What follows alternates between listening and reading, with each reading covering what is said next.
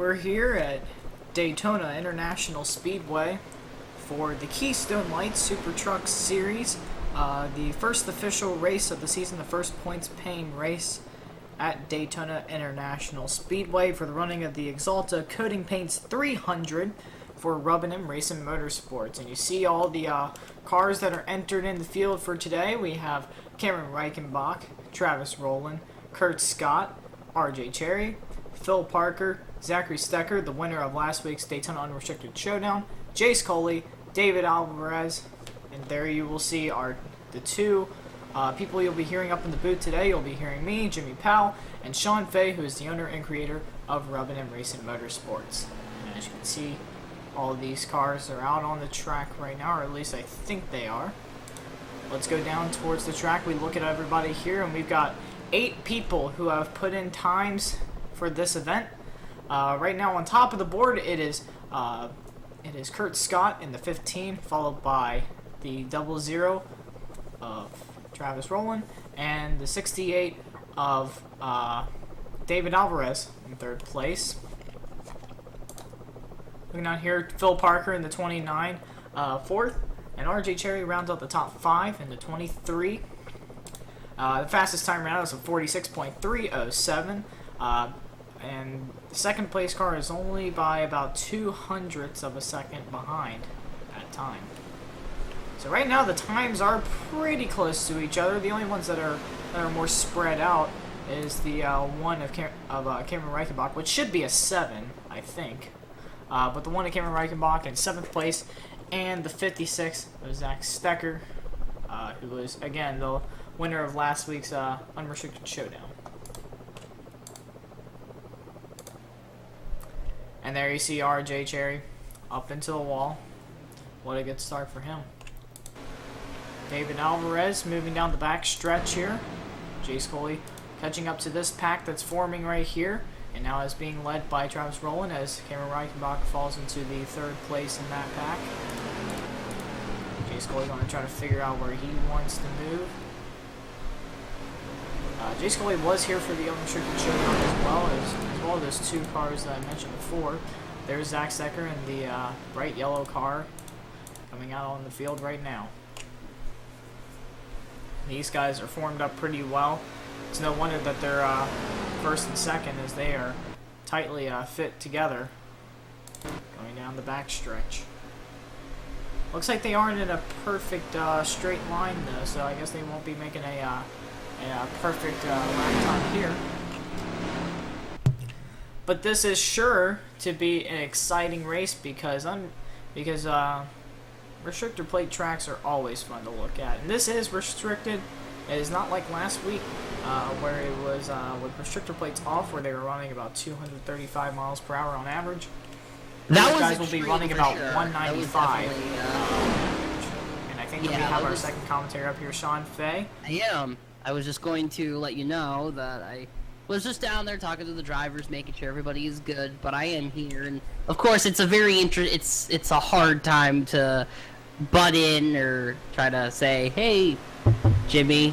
Yeah, I imagine that there was going to be a little bit of trouble with that, but we had to start up the stream around 45, and I didn't really want to wait around for too long. But it's good that you're up here. We've got pretty much everybody on track right now. No, but definitely I agree. Yes, we figured it out, and we are good to go. So definitely it's exciting for the Daytona, not the Daytona Unrestricted Showdown, where, again, as you said, there was no plates, 230 miles an hour flying around Daytona. Now we got the plates back, and it's back to regular racing here at Daytona. So, and this is points paying. This is the last week's race was actually kind of a Budweiser shootout, I guess you would call it. But this is the first points paying race for the Keystone Light Supertruck Series.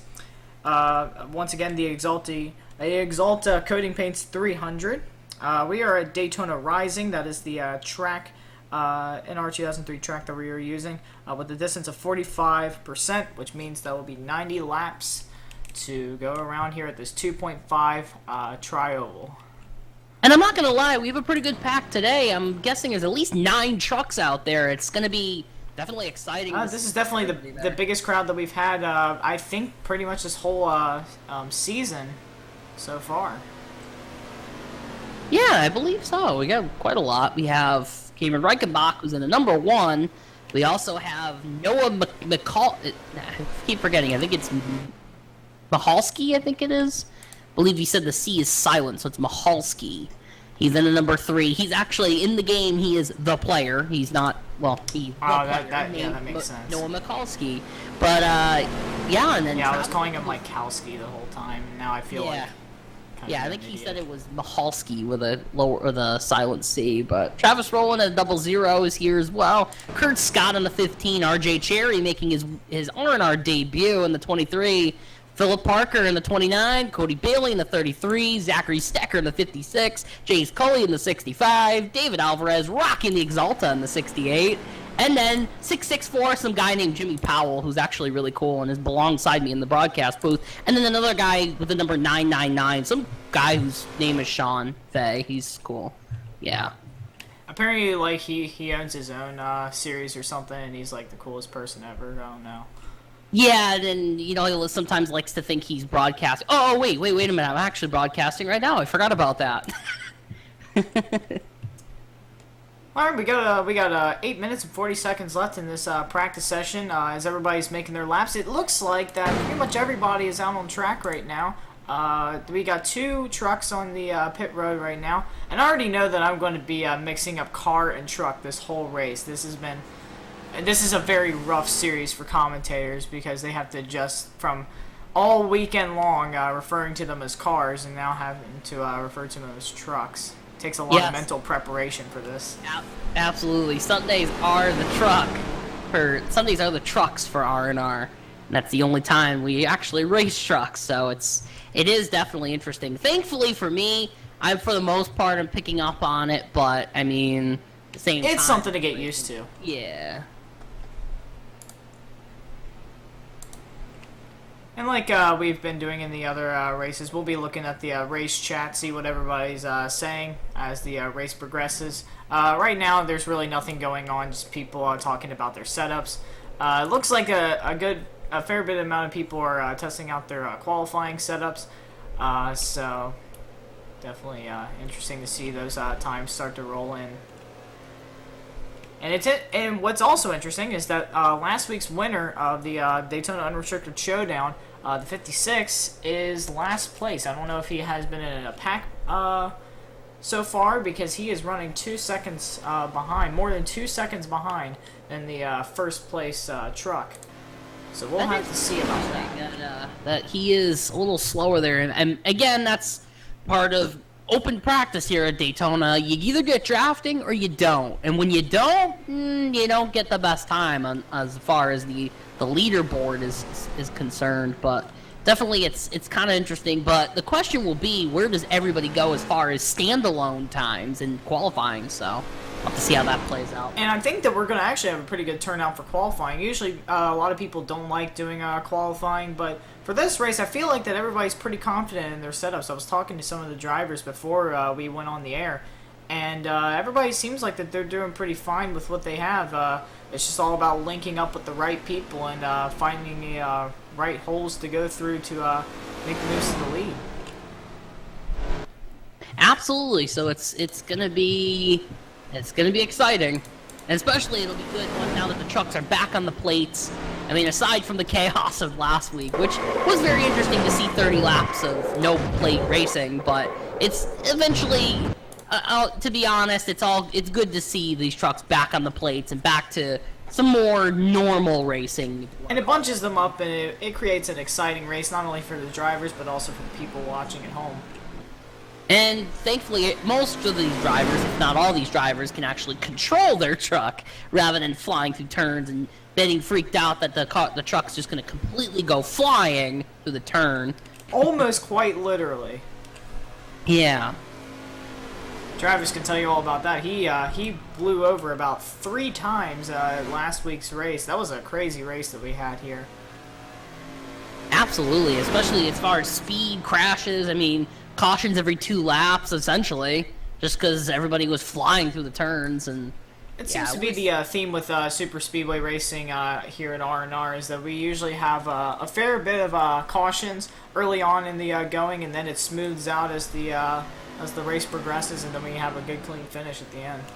Well, in reality, what it is the cars, or trucks in this case, dwindling down to those who are more clean at racing, and then that's what it all comes down to. I think that's what that ends up smoothing it out. So really, we could start with 10 trucks and end with 5. Who knows? It all depends on how everything goes tonight. Well, we've got 9 people out making time right now, so we should have a pretty good pack for this race.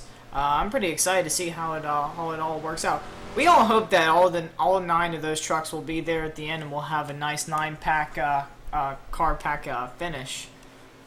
If we could get that, Jimmy, that would be a dream come true, I believe, for most NR2003 online racers. Unfortunately, perfection doesn't really exist, and we probably will be having a fair bit of cautions before we make it probably to lap 20. I mean, you never know, Jimmy. You never know. The one thing that we do want to look out for, and the one thing we don't want to have, is a restart of the whole race, which would happen within, I think, would be 2 laps, since this is a super speedway. I think lap 2 is when the restart commitment lap will come into effect. Essentially, what this rule is just basically allows for sort of the fluidity of racing, if you want, or of the race, if you want to look at it that way. So essentially, if the drivers get past lap 2, then that's when the racing will continue on if there's a wreck. So say if there's a wreck on lap 4, there's no restarts, we keep going. However, if a wreck does happen either on lap 2 or before that on lap 1, then in that case there will be 3 restarts that will be used. And if those all burn out and we're all out of restarts and there's still a wreck on lap 1 or 2, at that point we just keep going. But yeah, we kind of don't want to see a restart occur or see the restart commitment lap rule come into effect. But I mean, it allows to get everybody back together, and I guess it gives some of the drivers the benefit of the doubt if things just don't start off on the right track. And we actually saw this happen at the dirt race last night. We had a wreck within, I think it was the second lap, and then we did that restart. But hopefully we don't see something like that today, because while we also want to see a really nice finish, we want to get through this race as fast as we can, so we don't just dilly-daddle and take too much time than we really need to. I don't know why I keep thinking that happened last night in the main series race. For some reason, I keep thinking that happened, but I believe it didn't. I don't think that it did. I don't remember that happening. I don't either, and I probably didn't. Maybe it's just me thinking. But definitely, hopefully, that rule won't have to come into effect tonight, but you never know. We want to make sure everybody's happy and everybody's driving nice and clean, but sometimes mistakes can occur, As the saying goes, yes, shit happens, and that's just how it goes, And we want to remind everybody that tomorrow at this same time, next week, this same time, you want to tune in here at Rubbin and Racin Motorsports here on Twitch for the running of the California 250 at Auto Club Speedway, distance of 30%. I don't know how many laps that is. I want to say that would be 30, not 30 laps. To do some quick math here, Jimmy, I believe the default amount of laps at We're Racing at Auto Club FSE MB 2017, I believe the default is 200 laps. 30% of 200 will be 60 laps. So my guess is it's 60 laps at Auto Club. And really, that should be a relatively quick race, and including this one actually. Just given how many laps that is, and a 2 mile per hour track usually runs around 47, 48 seconds with lap times.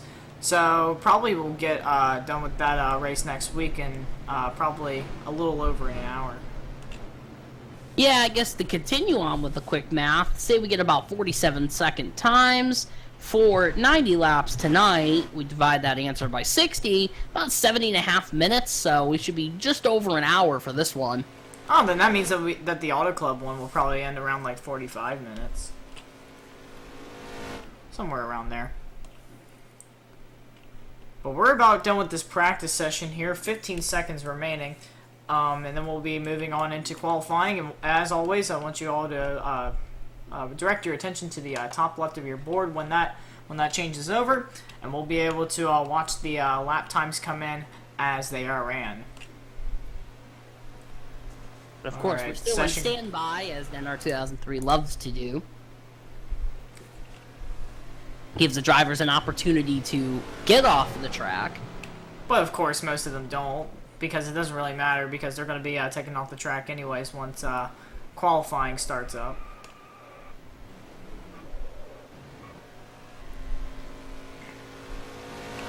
But I'm expecting a pretty good race today, and hopefully we'll have a pretty good qualifying session here coming up in just 10 seconds or so. As RJ Cherry careens into the second turn wall. Let's hope he doesn't have more of that from the Classic Cup race on Friday night with all that. Oh yeah, definitely. Hopefully he'll have better luck tonight. Yeah, we hope everybody has good luck here. 20 seconds remaining. I don't know what happened to the standby time earlier, but whatever, it's fine. We will begin qualifying right now. Well, there we go. All right, so we're going to switch over to drivers this camera to here. your cars. I don't know why we're saying drivers to your cars. I'm not the one qualifying here, but we'll ignore that. And we'll look at the top left of the screen. And in about a minute or so, we should see the first lap time start to roll in. And then a minute after that, we should see the second one come through. As I'm sure all the drivers are now making their way towards turn one, probably around this area over here. Probably now just starting to head down the back stretch.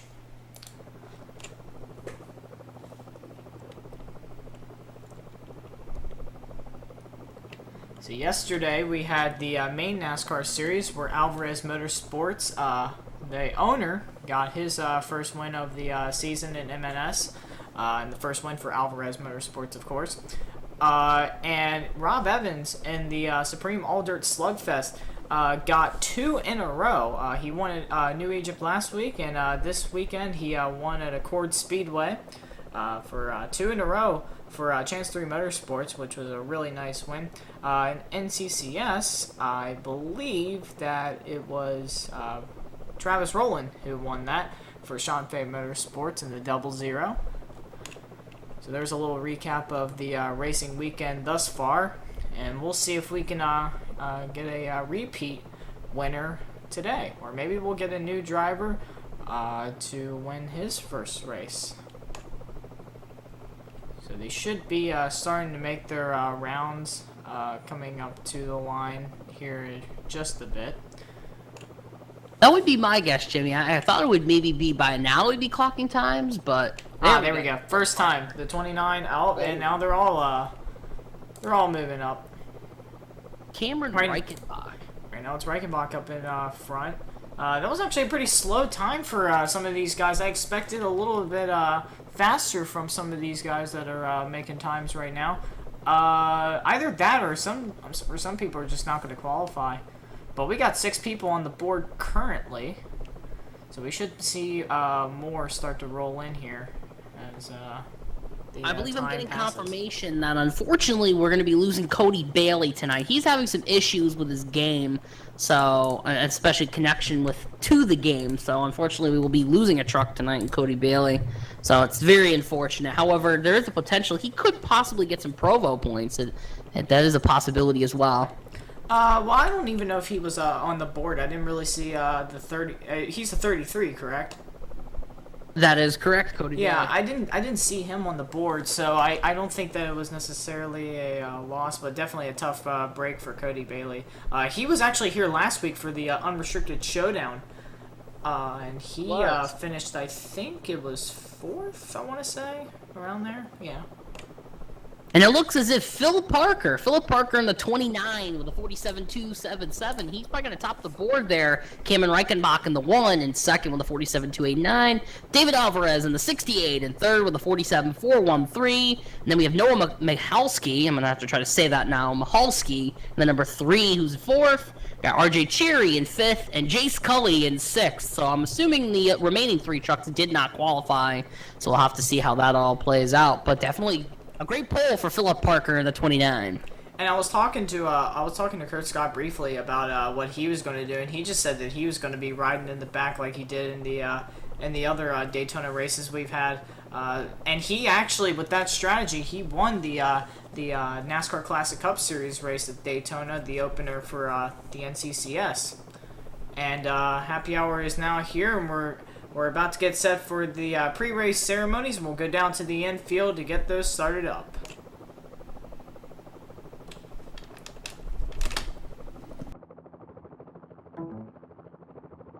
And now, for the invocation. Dear Heavenly Father, as we enjoy today's race, we are also thoughtful of those who have experienced tragedy within the last few weeks and months. We are mindful of the fractures that seek to divide our society. So we ask your help that we would love fully and live compassionately. Thank you for the teams racing today, for those who are serving here today, for our military around the world, and the first responders here at home. And most of all, we thank you for your peace and presence that is with us. In Christ's name, amen. And now, for the singing of our nation's national anthem. Oh, say, by the dawn's early light, once so proudly we hailed, at the twilight's last gleaming, whose broad stripes and bright stars through the perilous fight o'er the ramparts we watched were so gallantly streaming, and the rocket's red glare, the bombs bursting in air, gave proof through the night that our flag was still there. Oh, say does that star-spangled banner yet wave o'er the land of the free and the home of the brave?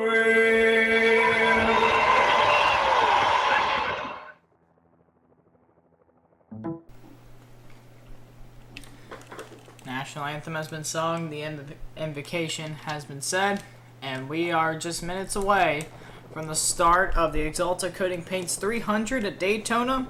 Glad you have joined us here on Twitch.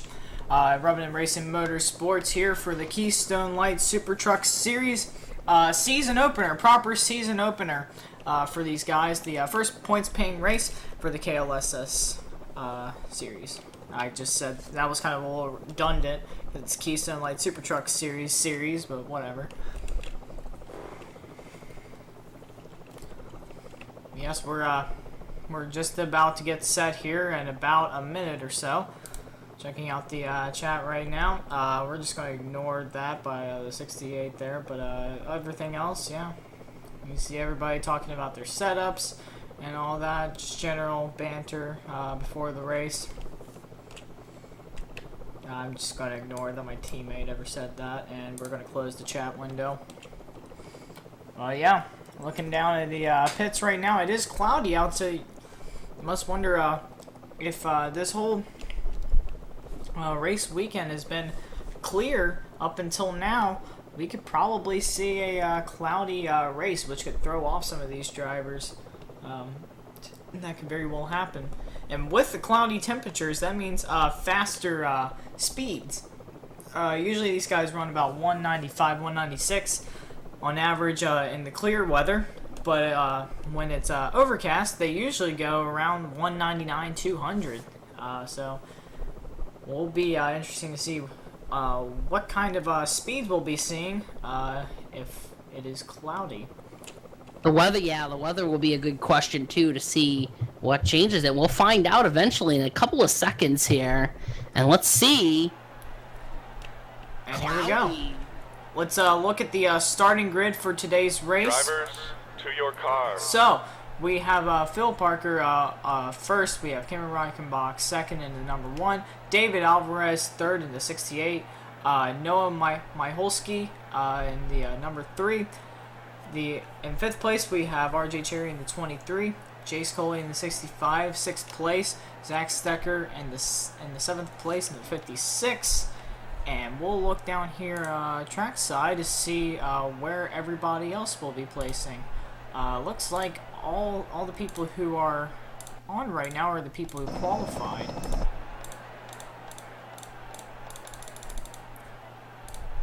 Lots of clicking from Jimmy Powell. Yeah, I'm just trying to find the good camera angles here. Nice. Here we go. We're ready to get the most famous words of motorsports. Drivers, start your engines.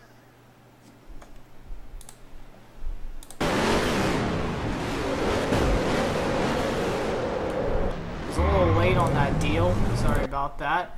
And everybody's now appearing onto the track. That's good. And it is cloudy out. Let's actually look at the race info here. The weather is cloudy, 49 degrees Fahrenheit. This is a very radical change from the 73-degree weather that we were seeing in practice, with winds at 9 miles per hour due west. 90 laps here at Daytona International. It is sure to be a fun one since we have 9 trucks eligible to win this race. It'll definitely be a good one, Jimmy. 90 laps here at Daytona for the Axalta Coating Paints 300 right here on the Rubbin and Racin Motorsports Network. It's going to be exciting here, especially 90 laps back to plate racing as it should be. Arguably. Well, everybody's lined up double file. A little bit of internet connection issues, it looks like, but it doesn't look like that there's anything out of the ordinary so far. So I'd say that we are ready to get started here. As the pace truck takes them around. 9 drivers, all capable of winning this race. As Phil Parker leads them down, we got cars spinning, trucks spinning up in turn 4. RJ and Jace got into it there in turn 4. I don't know if that's eligible for a restart, but those guys just got up into it. But we're about to get the race started. I'm not sure what happened, but they're coming down for the line, and the green flag is out. Phil Parker leads them down, and the 1 of Cameron Reichenbach gets a good start there as they go through, coming towards turn 1. And the caution will be out. It looks as if the race officials are going to be utilizing the restart commitment lap, even though the race hadn't officially started at that point. Looks like the restart commitment lap will come into effect after the caution has been, I guess, executed, if you want to say that. Right now it's Cameron Reichenbach out in front. We'll just watch this race back to the line. It's unfortunate we had to have that restart. I'm not sure exactly what happened there with Jace Coley and RJ Cherry. I guess we'll look back at it as it looks like Reichenbach will be the one coming back.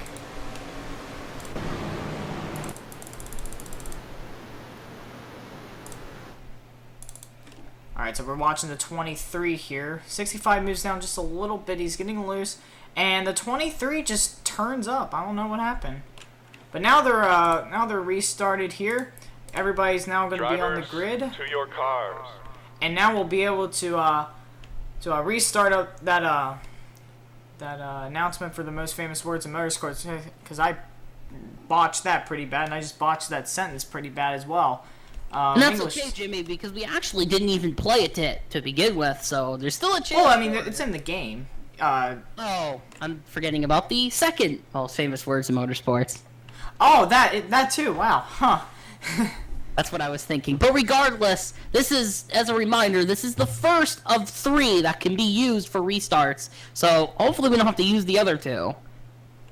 And I think the drivers want to get a good start as well. Not have to go through the whole charade. But here we go. It's time for the most famous words in motorsports. Drivers, start your engines. At least you got another attempt at that, Jimmy, after the kind of botched one on the first. And I actually got the inside shot when I could hear the trucks rev up. So that was good. A little bit of trouble back there. The 3 of Majolski kind of turned down to the left. I'm not exactly sure if that caused any damage. It didn't look like it was, so I think we're good on that front, but a little bit weird there. For sure. Yeah, so we got pretty much everybody on page now. Hopefully the 23 doesn't just cut up across the field like that. I don't know what happened there.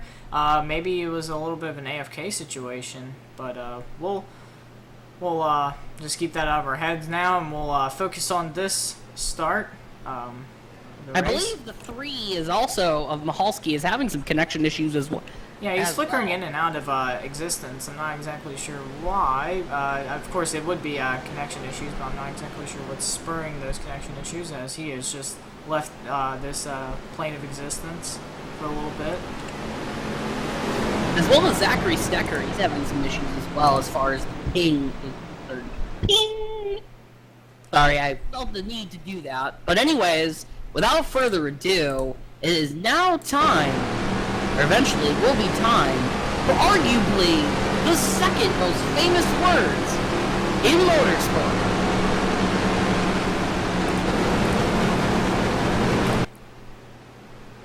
Tonight, it's boogity, boogity, boogity! Let's go racing on, all you mothers!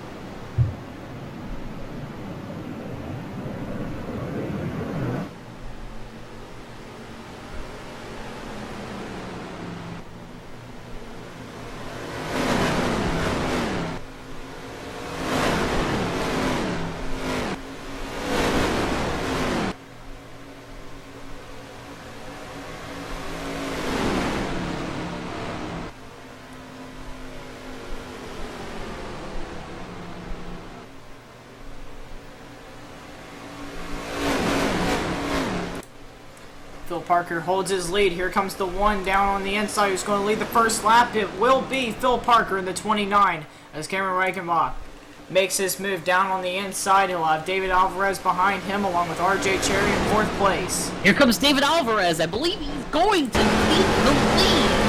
So early in the race here, actually, I think I lied because I believe the number 1 of Cameron Reichenbach actually took the lead. And I think the number 1 is supposed to be a number 7 if I remember hearing correctly. You did hear correct, and I'm honestly not quite sure why he joined at number 1. Wow, I don't know what happened with the 65. He just booted the, who was that, the 29 right out of the way. He moves up into the 4th position as RJ Cherry is stuck now on the outside with no drafting help as they're side by side fighting for the 3rd position. Looked like the 23 kind of bounced off the safer barrier there just a bit, but the first 2 cars have created a little bit of a gap from 3rd place as they were side by side. And David Alvarez is in the 2nd position right behind Cameron Reichenbach. This is a pack of 6 trucks right now, all fighting for position, trying to get themselves lined up to make a run on the leader. They make their way through turns 3 and 4. And we have gone through all the laps required for the restart commitment lap, so we will not have having any further restarts. Yes. From this point on, if there is an accident, we are continuing on with the race. But there are still cautions out, so nothing has really changed with the cautions. It's just the first couple of laps, there's a chance for restarts, and we have passed the minimum or the maximum, I should say, the maximum amount of laps. And we are now officially racing here. And thankfully, there was only one that needed to be used. Check this out. Look at this 4-car battle here for third place. The 23 joins up with the 29 on the outside. Trying to make something happen there is Phil Parker.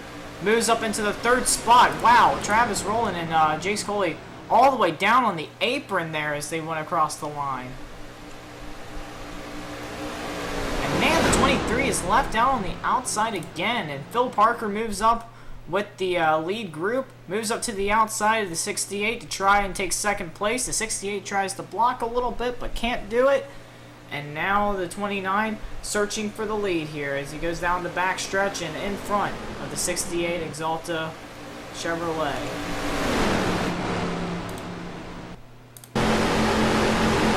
Very strong truck for this 29 as he tries to pass on the outside once again. Goes back down to the inside. Coming for lap 6, almost loses his car down on the apron, but hangs on to it in that 29.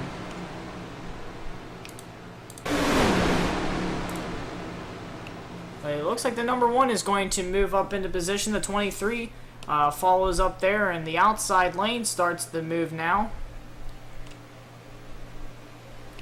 They are zigzagging back there. Look at the 23 getting blocked by the 68 as they go down the back stretch. What a great battle we're having here in the early going. Absolutely, and it's tough for the last 3 trucks on the list there, 7th, 8th, and 9th.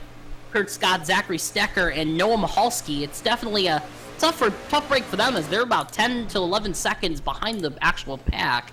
And remember, Zachary Stecker was the winner of last week's Daytona Unrestricted Showdown, and now look at him now, all the way back in 8th position. Tough start for him, definitely.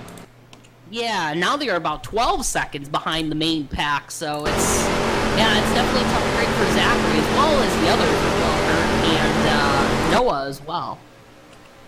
You're on board there with Cameron Reichenbach as they go down into turn 3.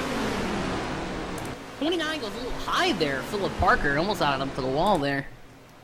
I think he was just trying to keep his distance because there's a lot of net code going on between these guys, a lot of jitteriness around, and they just want to make sure that they don't just accidentally get connection issues and get thrown into another truck. You bet. That's definitely one of the caveats of pack racing here at NR 2003 is that internet connection can become an issue when running in these tight packs. And look at Travis Rowland there in the 00 moving down underneath David Alvarez for second spot. He has the 29 and Phil Parker behind him, but they cannot get the run that they need. David holds on to the second position.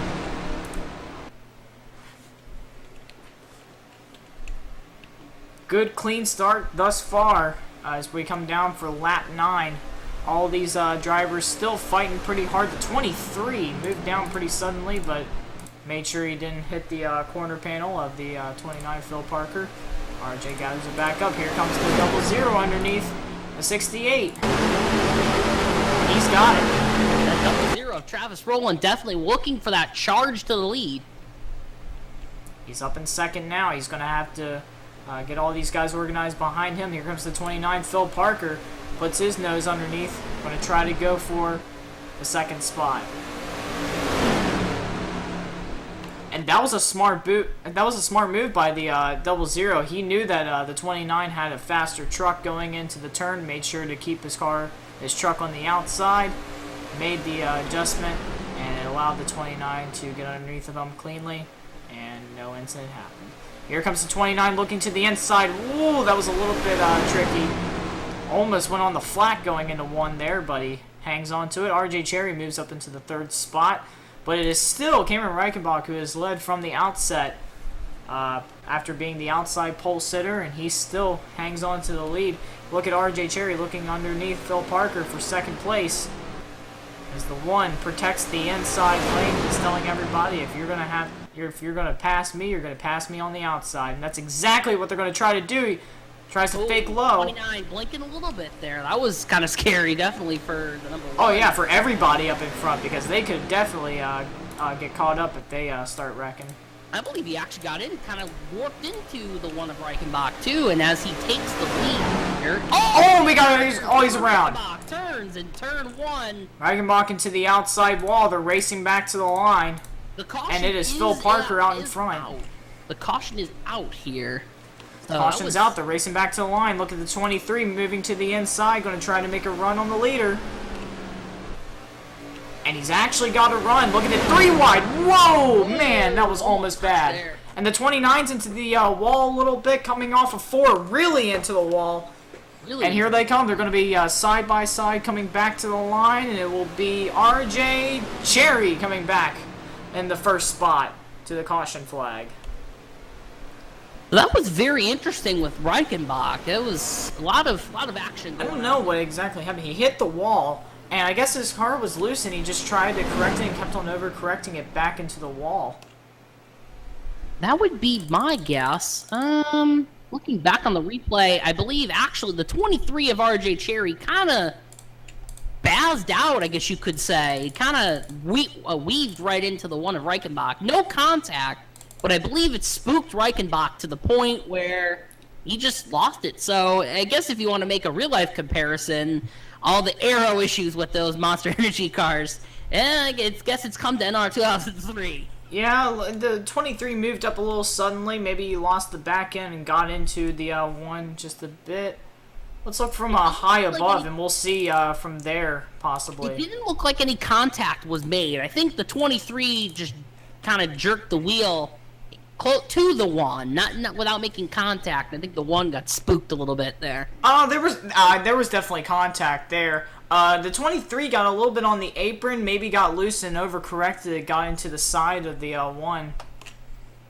But from the aerial view, you can definitely tell that there was some contact. It's just that the way that the internet was showing it, there wasn't much contact. But you can tell from the force of the impact that there was a slight bit of contact. But definitely unfortunate for the number 1 start out his race. Absolutely. All the trucks are coming down pit road. However, the 15 of Kurt Scott is trying to pull a trick. He did not come down pit road, so I'm wondering if he's trying to come up to the front, maybe utilize And I'm not sure what happened to David, but he was backwards on pit road, and look at him trying to get out of here now, smoking the tires.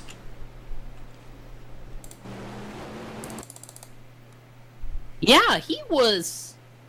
Looking back on the replay, I believe the number 65 of Jace Cully gave him a nudge.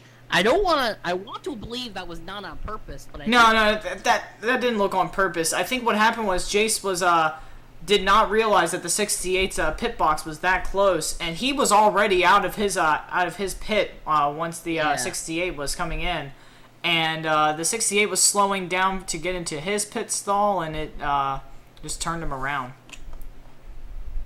I don't think that was intentional at all. I think that was just a little misjudgment on Jace's part. Absolutely not. But yeah, it was definitely... That was interesting to see David Alvarez completely flipped around backwards in his pit box. That was entertaining for a second. And there's Kurt Gravity-Fed Fuel Cells Scott in the 15, and he's going to be the leader.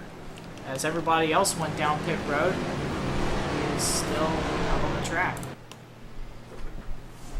Oh, now he's going in. Okay. Now he's going to go in. And here's also Jace and David both coming down pit road again as well. So maybe, I mean, I'd say the big break here was the 23 of RJ Cherry. He pulled some moves there to get right out on top, I believe. And there he is. He's going to be the leader after this pit cycle. So 14 out of 90 laps. Actually a pretty clean start for these guys. Probably the cleanest start we've seen in a restrictor plate race thus far here at Rubbin and Racin Motorsports, just across all series. The 00 of Travis Rowland did get a little loose coming out of pit road. Of course, that dreaded access road down below the apron, if you want to call it that, I guess. I'm not sure what else you would call it, but of course, that's always the opportunity to get loose as you're trying to come down pit road, or come out of pit road rather. So tough break for the 00, but he's coming down pit road again. Hopefully, he won't damage him too much. He's always back down in 8th, so. I don't think it's going to be that much of an issue. Just as long as he gets out of pit road fast enough, because these guys are on the back stretch. Hopefully he doesn't go a lap down here.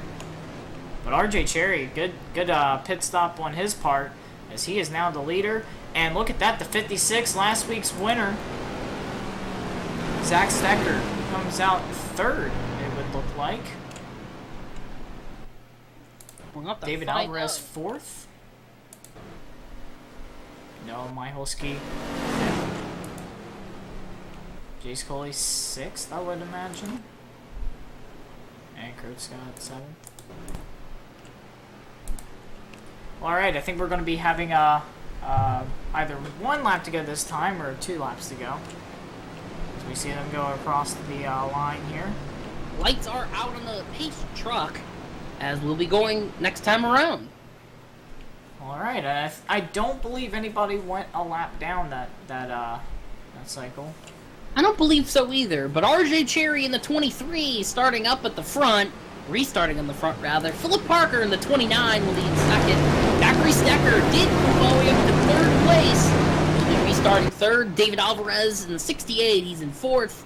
We have Noah Mihalski in fifth. Jace Cully sixth. Kurt Scott seventh. Cameron Reichenbach eighth. And the 00 of Travis Rolling restarting in a dreaded ninth. I had to correct myself 3 times there, Jimmy. I'm getting a little rusty, apparently. It's whatever. Professionalism has pretty much gone down the gutter anyways with this, so, I think it's fine. Or maybe we just rewrote the rules for professionalism here at RNR. That, too. Nothing like a little, pre-race, banner. Well, I guess pre-restart banner, I should say. Alright, RJ Cherry's going to lead this back down. Single file all around as we get ready to go. Pace truck, lights out, ready to make its dive down onto pit road to give us the restart here. Watch the cars go by. Trucks. Man, I'm going to have to really get used to that. But here we go, RJ coming down to get the restart. And here they come across the line.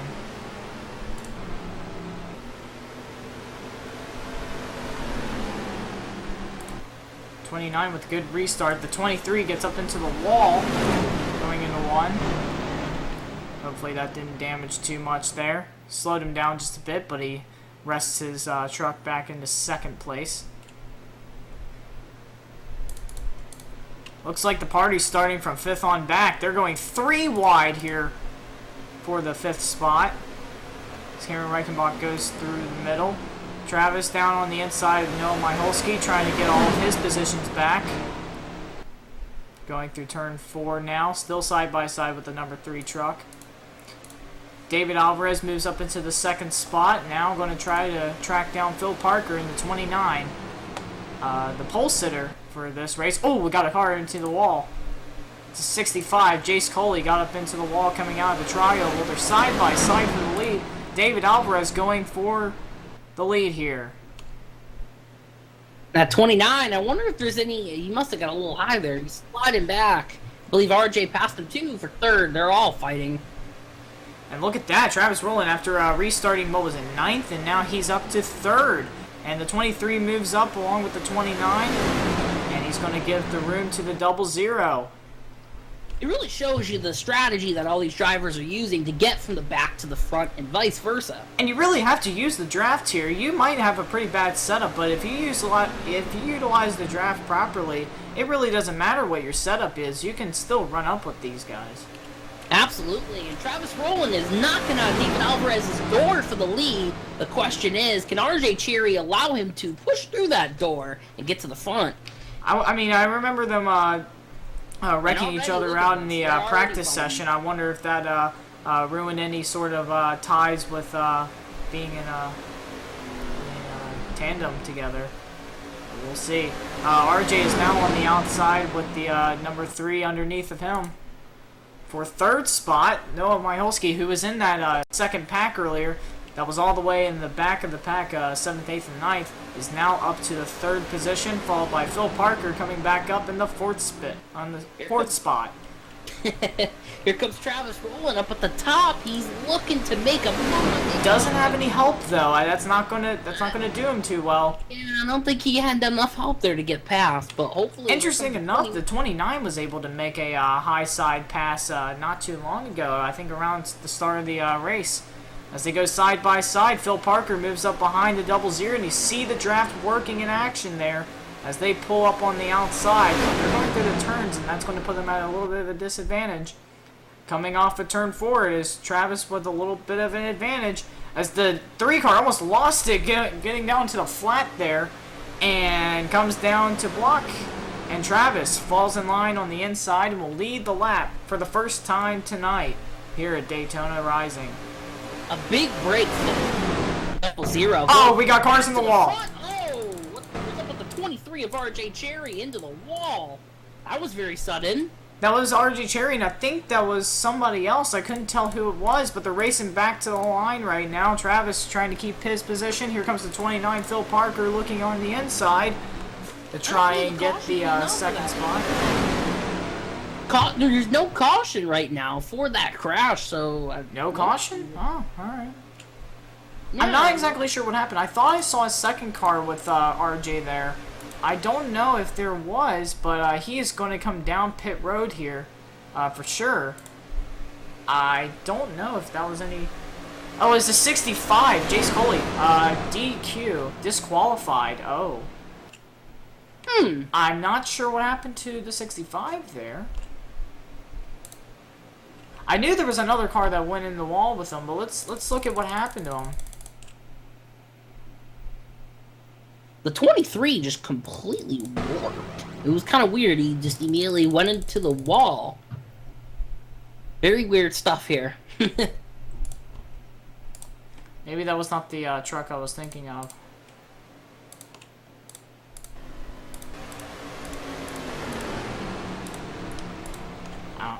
I don't know. Anyhow, the 23, unfortunate circumstance there. Travis Rowland still on the front, David Alvarez second, the 29, Phil Parker third, and the number 3 of Noah Michalski fourth, and Cameron Reichenbach with that early crash in fifth now, hanging pretty close with this pack though. It's still a 5-truck pack, pretty good pack to lead this event. Travis still out in front. Thought they were going to go side by side for 4th place there, but one car was just a little too far back. One truck, oh my goodness. I'll never get used to that. And there's the 23, preparing to get back out on the racetrack. Hopefully he stays down there and everybody gets by good, and they do. But unfortunate start for Jace Coley, and the 23 will go a lap down.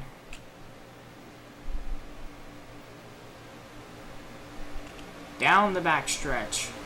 Single file.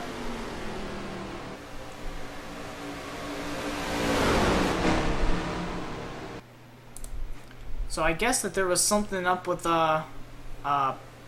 pit road or something. I guess the 65 had a black flag and didn't come in to clear it.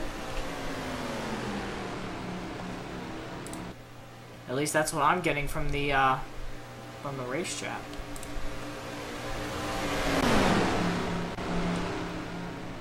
The 4th and 5th place cars have gapped the other guys just a bit, or I should say they gapped them. They're falling out of line just a bit. So it looks like that the first pack of trucks are going to be the ones leading this thing. Coming up to lap 25 here. We are just a quarter of a way through. As these guys come down towards the line. Travis leads another lap. David Alvarez has been up at the front this whole time, but still not able to get a run to the lead yet. He's been in second plenty of times today, but he is not up at the front so far.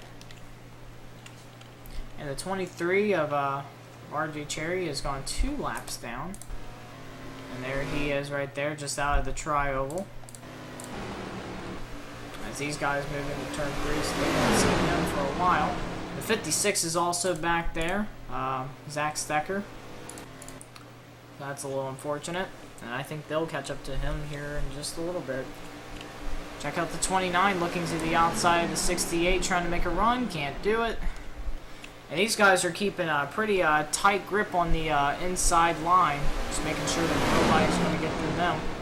The 3 is by himself right now, but he's hanging on a little bit by the coattails of the draft. And look at that, to the outside. Oh, wow, what a switcheroo that was. Look from the helicopter here, they were going to the outside, and the 29, Phil Parker, just let him hang out to dry. So David Alvarez moves into the 3rd spot. The 29 moves up into the 2nd spot. And that allowed the 3 to pull up to this pack, so now we have a 4-truck pack, which is good. It doesn't look like he's hanging on too well to the pack, but we shall see how that works out.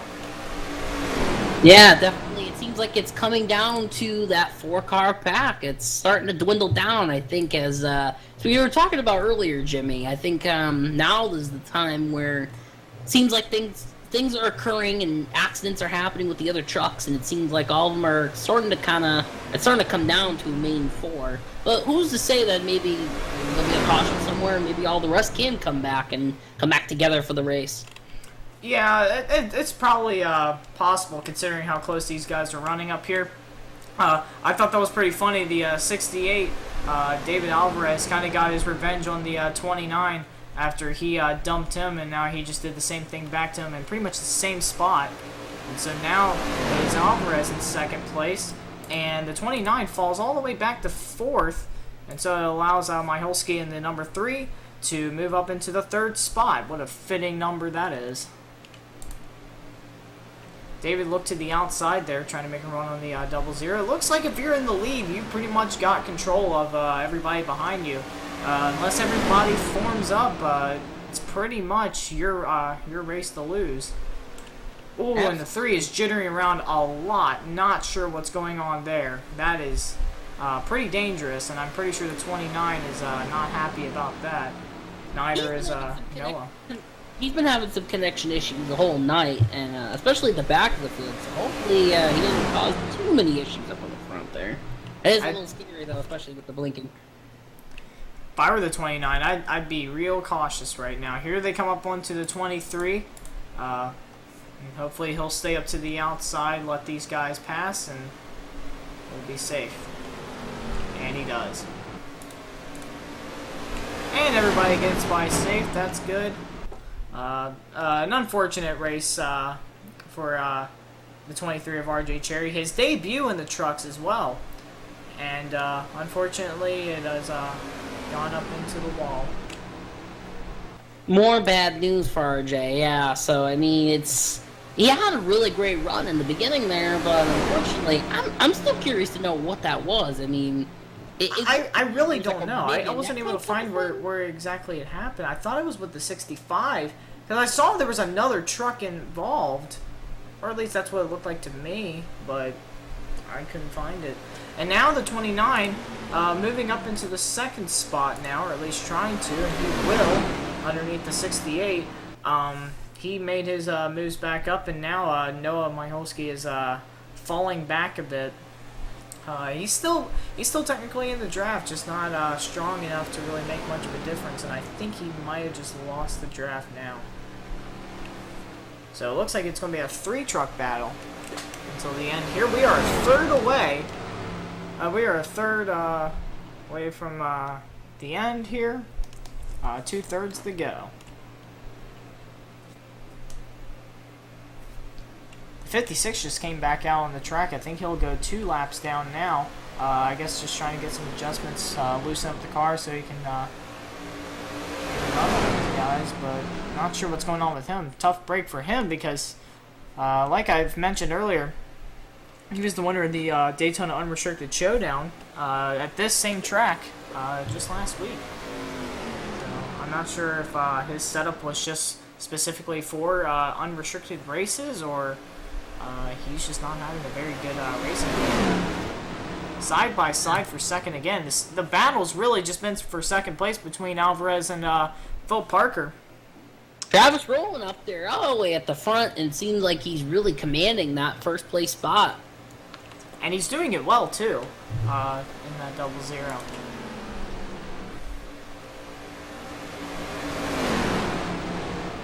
And I want to remind you all that the 29, Phil Parker, he is in his own team. He is the only driver in his team, so he is doing this all without teammate help. A lot of these guys are doing this without teammate help. There are team cars here. We have the 68 and 56. We're all part of Alvarez Motorsports. David Alvarez, of course, being the owner. And the 56 of Zach Stecker. And the 56, of course. Those are team cars, but one of them is back all the way in 7th spot, 2 laps down, while the other one's up here in 2nd spot. Pretty much everybody else here is a lone wolf. Looks like the 3 is making his way back up to the pack. I thought he lost the draft there earlier. Looks like he's starting to rebound just a bit.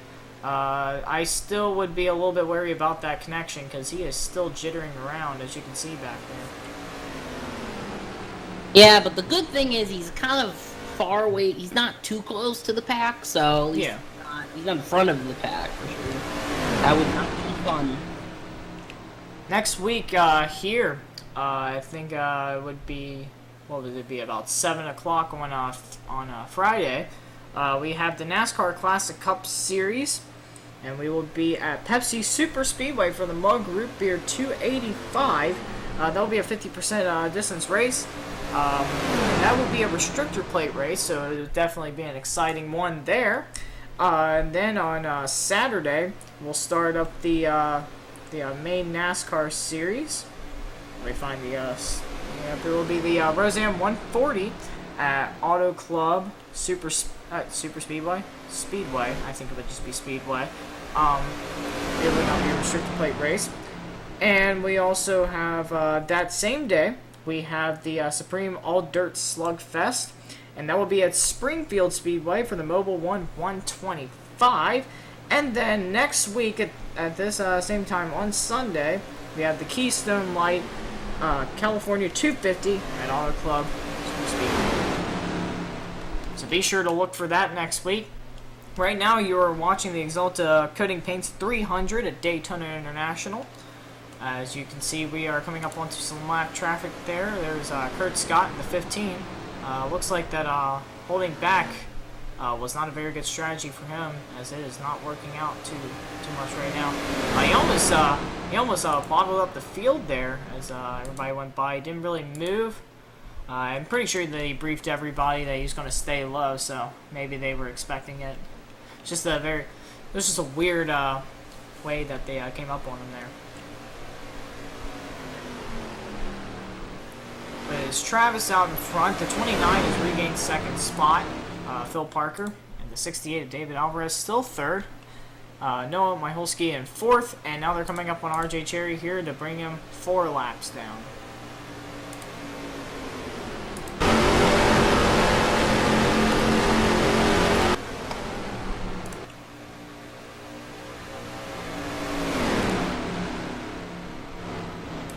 Let's take a couple of laps from the Goodyear helicopter camera. As they head down the backstretch, you see these trucks following in line, trying to size up their positions right now. The 68 has a little bit of a run. Maybe he'll try to make a run to the outside. The 29 blocks the inside, and the 68 will have to let off just a bit.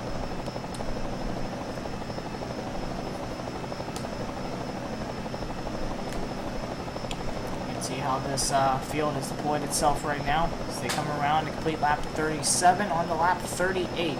We will be approaching halfway once they start lap 46, and then we'll probably be starting to see some green flag pit stops be organized.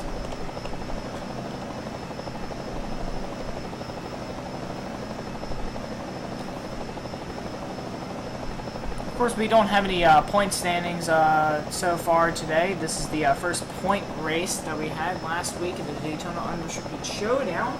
That was not a points race.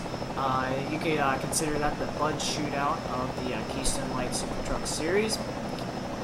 But everything should be put into place here as far as points go after this race is concluded. They're side by side for second place. 68 tried to pass on the outside, was not able to hang on to it, drops into third once again. That's something that Travis wants to see. He wants to see those guys battle each other, fight for the position amongst themselves. And it looked like they were going to try to make a run to the outside, but thought better of it. And the 29 is right up against the back bumper of the 00.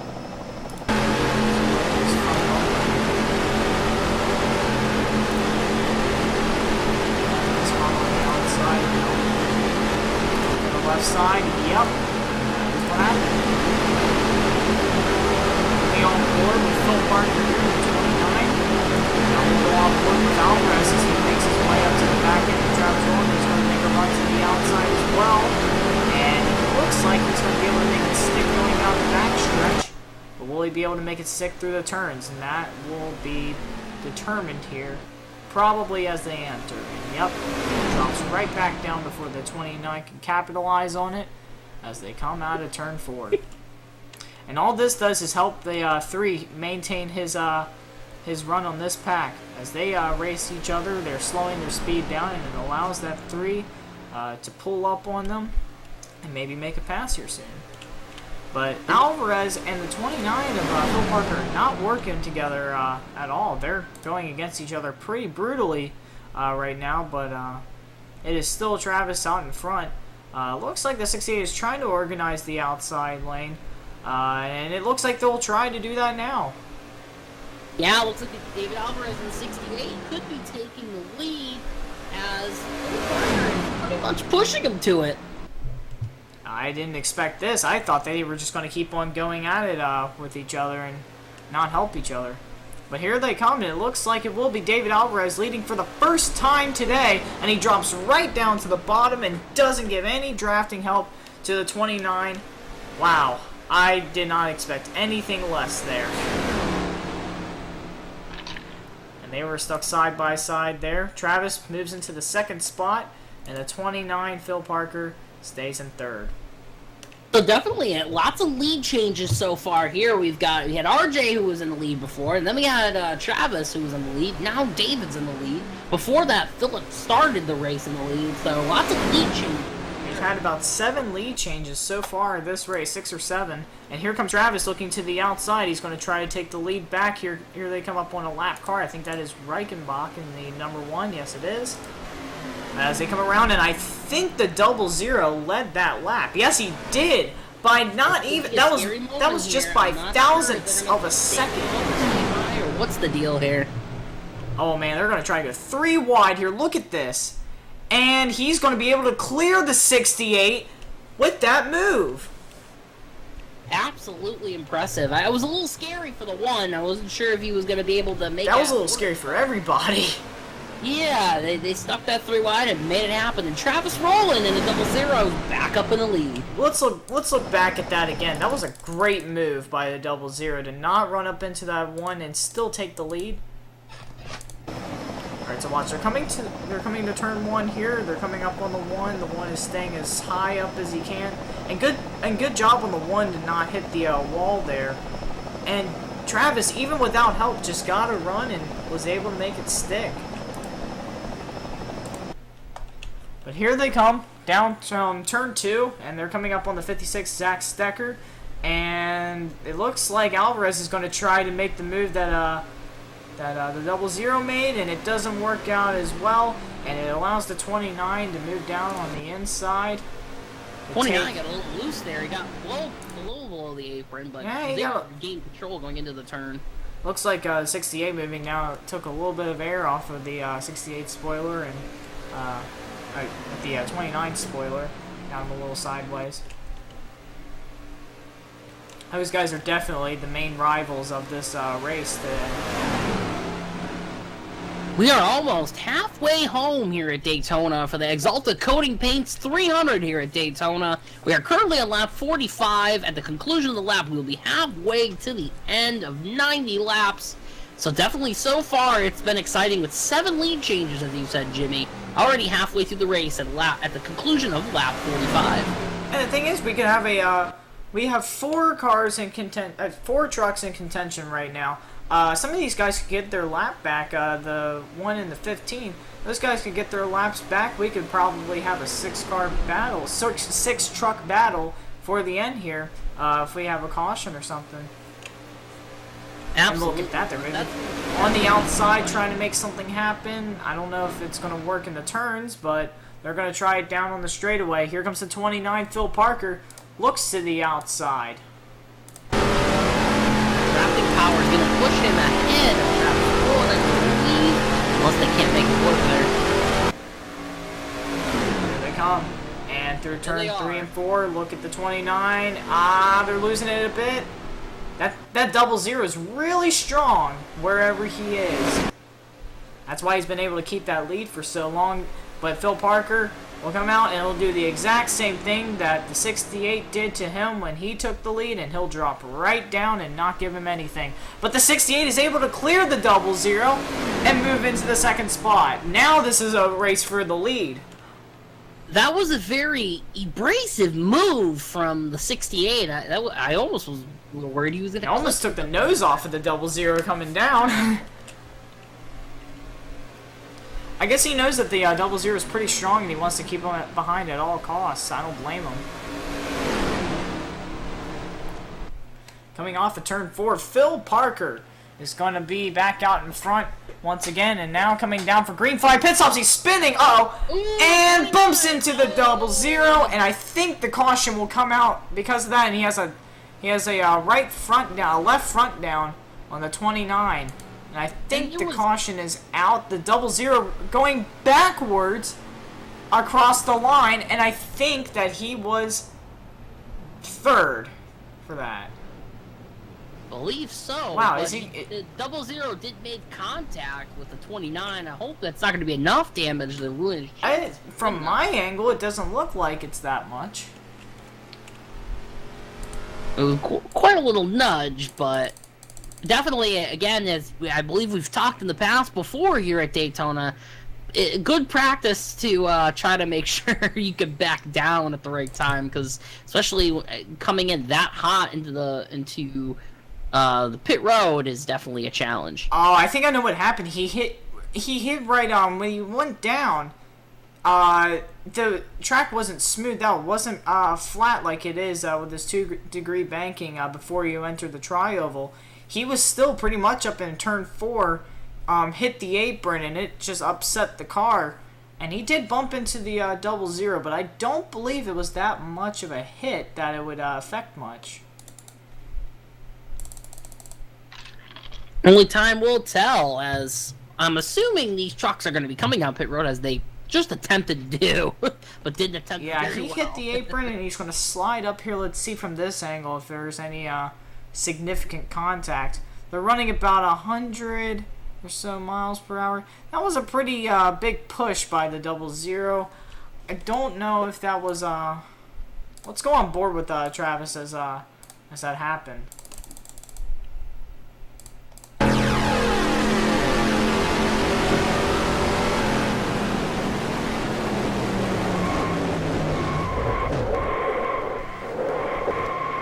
It looks like from there it wasn't that huge of a hit, and there doesn't seem to be any visible damage, but look at this. He is running in reverse gear across the line. That's pretty crafty work there by the 00 Travis, but I don't think it was really necessary since the 29 was pretty slow anyways coming down.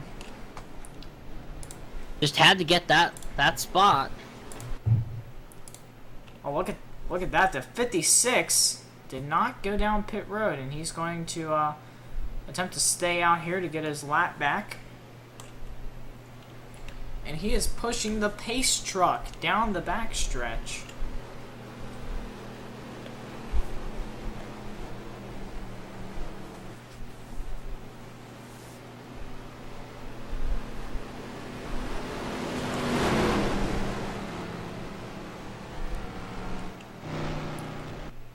go.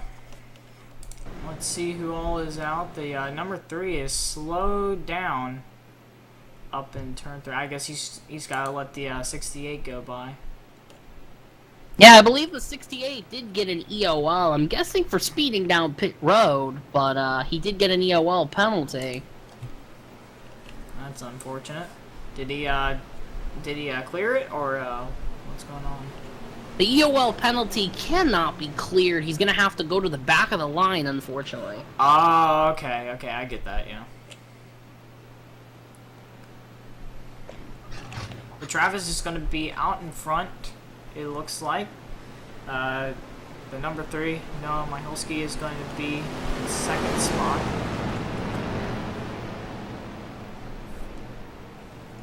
We're gonna have some people on the inside lane here. 65 is the only truck that is retired. The 68 is in the wall. Uh-oh.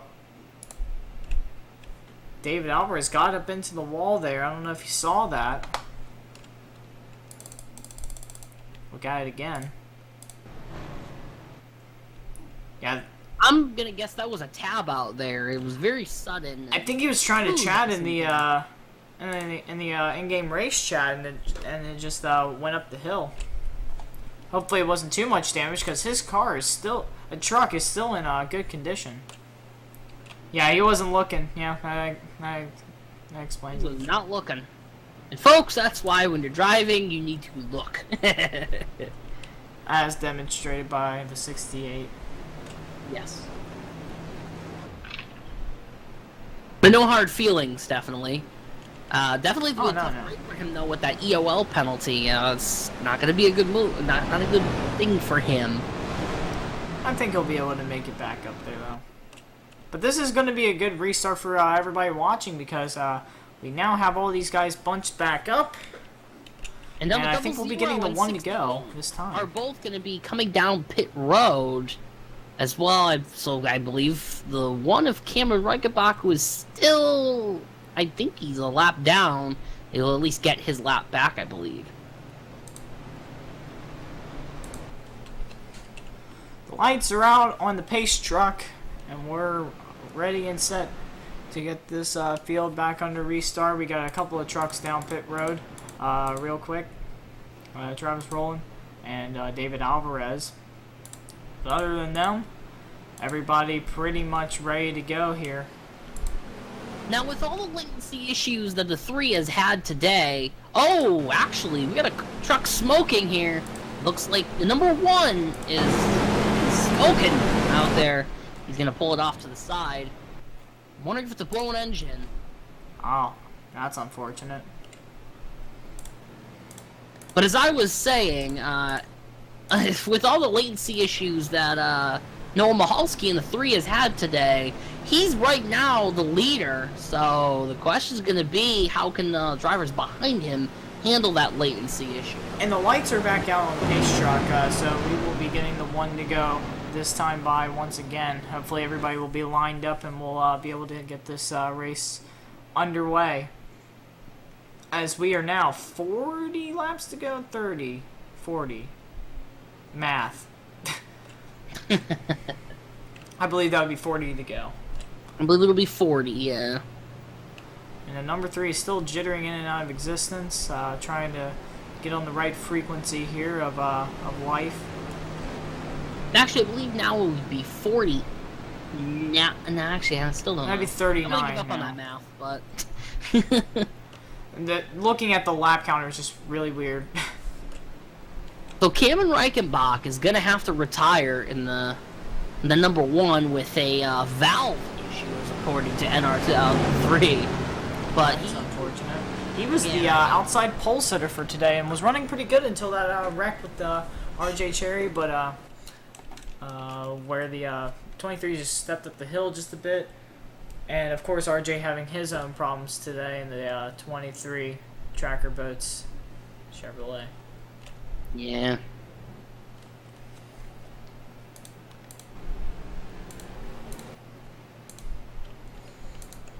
Now we got everybody coming out on track. I'm getting confirmation from the number 1. I believe his engine blew up because he downshifted instead of upshifted. So that's a clear blown engine on that regard. Well, that'll definitely do it to you. That's according to the race chat. That's what he's telling the other drivers. But yeah, I've done that before. Unfortunately, it's not a fun experience because at that point your race is done. And the lights are out on the pace truck, and they're making their way around. Nobody's on the inside lane, so I don't know. Oh, yeah, the 56 is there, but all right, here we go. All those guys are gonna have to make their way up here quick because they're coming down for the line. They might miss it. Here they come. Noah Michalski leads them down to the green flag. We're racing once again.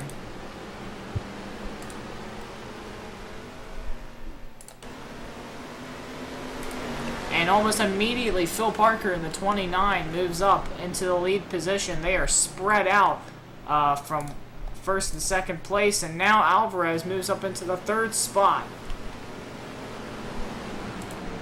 There's the number 15, Kurt Scott, who is one lap down. He's right there in line. He's fourth in line. Fourth, exactly. Here comes the 00 of Travis Rowland, going to try to make it up there, and will he be able to? Oh my goodness, is he going to be able to pass them without help? That's what it's looking like right now. He's going to look up there, and he's going to make it. Travis Rowland just made an amazing move for third place on the outside all by himself, and now he's looking for second.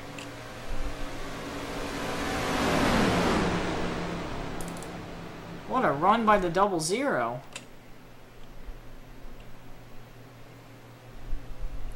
But now Noah in the second spot, the number 3. Looking to challenge the number 29 of Phil Parker as he jitters in and out of existence once again. 15 of Kurt Scott hanging tough on the back of this freight train here. The 68 moves to the outside, going to try to take second. He gets blocked by the 3, and Phil Parker gaps this pack even more. And they are 2 by 2 from second place on back.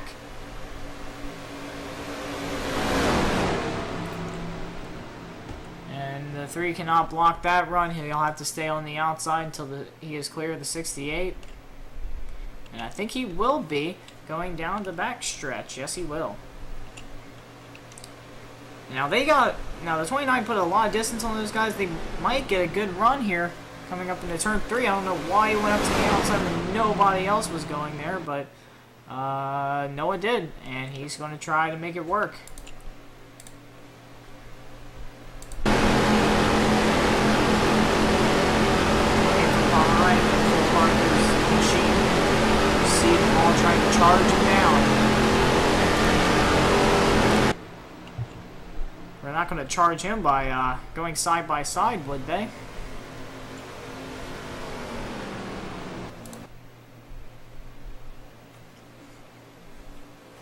'68 is trying to get some help from the 15 there to make it run, and he just bailed out.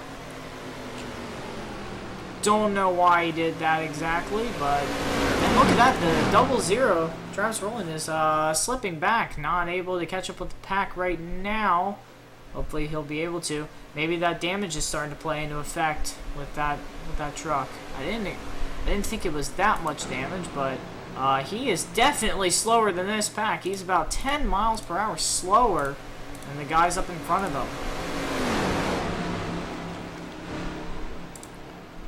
Race chat here, looking at it, and Rollo's not saying anything about his truck right now. Phil Parker still out in front, the number 3 following behind. I don't know why he's thinking the outside is the way to go, but now he's about to get overtaken by David Alvarez. The 68 going for second spot. He's moving all the way down on the inside to get the charge through the tri-oval. Number 3 is hanging pretty tough on the outside. He just can't pass the 29 doing that.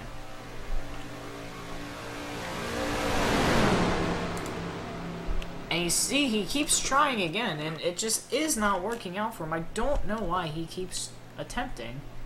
Maybe it'll work at some point, but right now, doesn't seem to be. He just needs to line himself up. It could be that he's just tight. It could be that his truck is just tight, and it's just moving up the hill, and he just has to get it back down.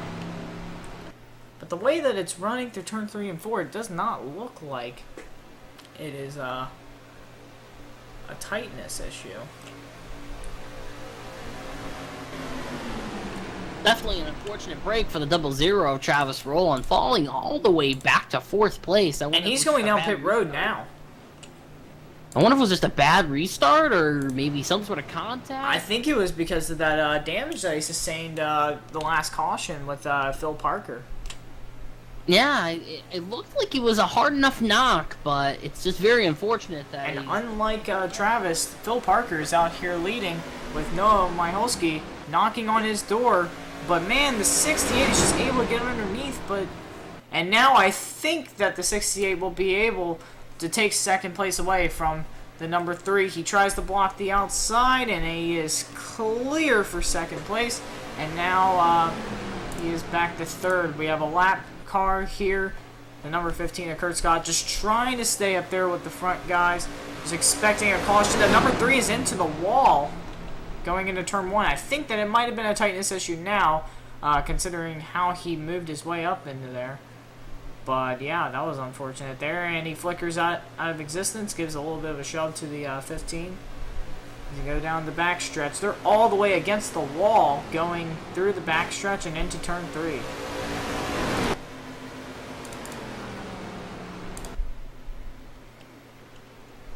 Coming to 30 laps to go this time, and they're coming up on some lap traffic here, some pretty heavy lap traffic. Hopefully the 23 stays up on the outside along with the 00. And it looks like they will. Oh, and RJ got up into the wall. More I bad. you saw that, but he did.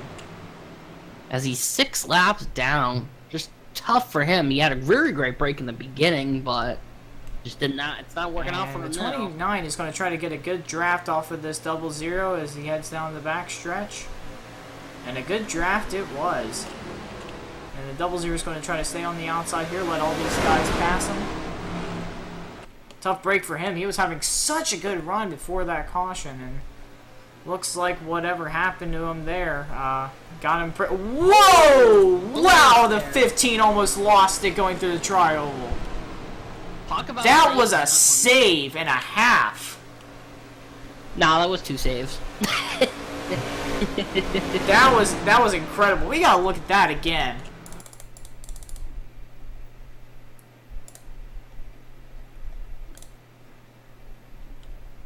Look at that. That is truck control right there. Car control, truck control, whatever. I'm having a tough time with cars and trucks today, but that was an incredible save by the 15. Let's go in the cockpit view and see the steering wheel as that happened. 29 getting a little below the apron there. He got a little loose there. I believe he would get to let the 68 by him. He would get second place. Now I'm getting confused because Travis Rowland is now a lap down, I believe. And as far as I know, he's still out in front of this pack. Oh, yeah. He's still in front of this pack. David Alvarez in the lead. The 29 behind him. And now this is definitely going to be the battle here for the win. These two guys pretty much have this race made. They just need to stay friendly up until the end. They can stay friendly up until about 5 to go. And then that's when the gloves come off. but the 29. Oh, he's trying to make it on the outside. The 29 did go below that apron and almost lost control there, but the 68 was able to pass him with that. And now, I believe, looking at the live camera here, the 68 and the 29 side by side going into turn 1 here. David Alvarez trying to keep his lead, but the 29 holding strong, trying to side draft the 68 just a bit. That's a little bit risky with this network, but hopefully everything works out just fine. David Alvarez trying to get a draft off of the 00 in front of him. Just a random fact to throw out there, on that previous lap, when they hit the line, they crossed the line at with about 2 thousandths of a second difference. Yeah, you can see right there up at the top. It doesn't even show the thousandths up here, but you could see that the difference was pretty close. If we could have a finish like that, that's a finish for the ages. And look at that, the 29 takes the lead. Wow. Just On the outside, nonetheless. He's definitely got the truck to beat tonight. Those two have pretty much got this race made. We're gonna probably see a good finish between these two, just as long as they don't wreck each other out. They've been battling hard ever since the green flag dropped today, and it looks like that they're not going to be letting up anytime soon. And now Phil looks underneath the 00, looking for the lead. Looking to take the 00 a lap down as they come off 4, and he will. Travis Rowland becomes the 4th driver in this pack currently that is on the track right now to go a lap down. Now the 15 of Kurt Scott, he is only 1 lap down right now, but he's trying to hang on to this front pack as much as he can, so that way he doesn't lose them and he's able to get his lap back at some point. Whoa! The 68 almost lost it. Got a little loose there, almost brushed the wall, but he hangs on to his truck and keeps on going. Or I guess you could say he kept on trucking. Kept on trucking. Coming to lap 67 here. I think we'll have to have one more green flag pit stop if I'm not mistaken. I don't know if that's entirely true, but given the average fuel size, it would probably be around lap 80 or so. We'll see another green flag cycle go around, unless there's a caution, of course. I would guess so too, Jimmy. I mean, at least there's got to be. I mean, we're still on lap 67, so we still have another about, I want to say about 20, 32 laps to go or so. So about a little over 30. So definitely, I could see at least one last stop coming. Maybe even 2. It depends. I don't know about 2, but I think we're gonna at least see 1 by the end of this for sure. It depends on strategy. Oh yeah, I'm sure that a lot of these guys are going to be saving up here for a while. 56 and 23 are pretty much out of the question today, unfortunately. But you want to keep an eye on the 00 and the 15 because they both still have a chance. In perspective, if they stay out, if there's a caution and they stay out, they still could have this race made. Because they are still hanging tough with this pack. That means that they can still hang out in the draft just fine. So I don't see any reason why they would not have any other shots today to win. Oh, the 23 made it 3 wide there, but they made it by almost unscathed. The 23 scraped the wall just a bit. And David Alvarez is having a little bit of trouble with this lap traffic, not able to get up to the 29 to make any sort of moves. The 15 making a move on the 00 here for the 4th spot, as both he and Travis are a lap down. And now the 3 in the 3rd spot there, moving behind the 68 to try to get around the 00. Oh man, 29 got up on the apron there, and he did it again. He is riding that. Look at that, all left side tires on that double yellow line. He is apparently loving the apron today, or at least his truck is loving the apron. Well, they say to ride the inside, but they don't say go down all the way on the flat. Absolutely. Hopefully, isn't going too low where he's going to upset that truck and spin it out.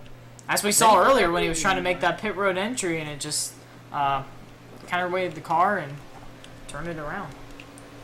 Man, that 15 is blocking pretty aggressively for a lap car right now. The 68 is all over the back end, trying to get it. 15, apparently. Let's watch them come out of 4 as they come across T2.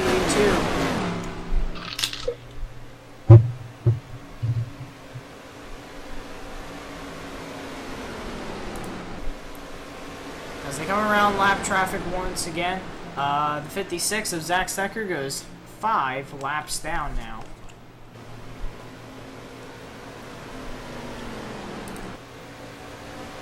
Coming off of turn 2, Phil Parker's still leading as he go behind the billboards, and now we can see them again.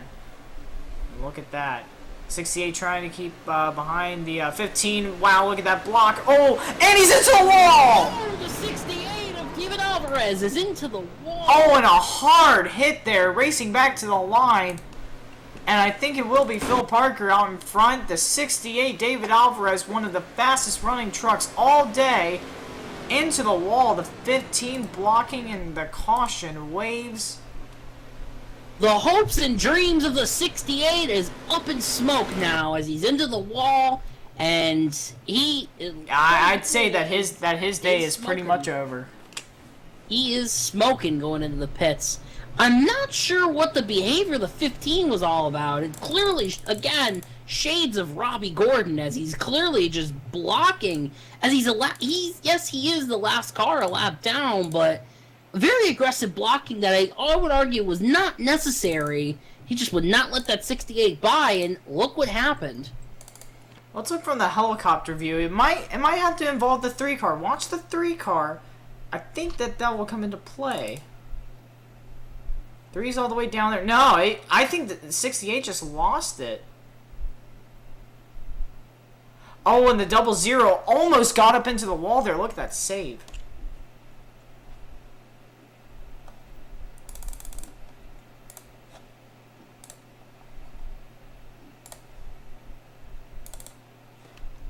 Yeah, the 15, they went from all the way to the outside to the inside there with that block. And I think that he might have gotten into the back of the 15. The 15 got squirrely and it upset the 68's Chevrolet there, and it just spun him out.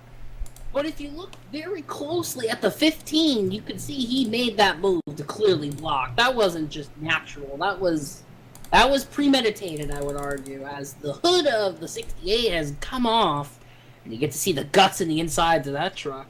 Well, let's look from the back bumper of Kurt Scott's machine and see what happened. Ah, yeah, that was definitely a product of blocking there. You could tell when the 15 moved down, the 68 was trying to move down with him, and got up into that little area where the trucks get upset, and it just tipped the 68 into the outside wall. Watch here.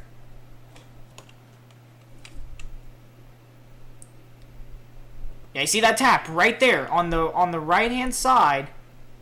That's what caused it to tip over.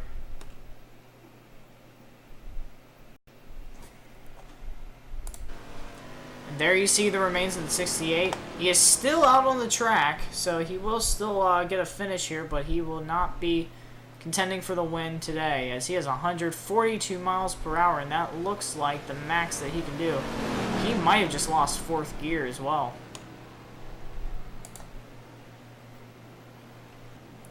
Oh, there's some dirt flying.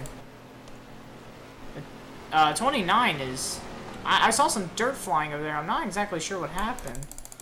Let me see here.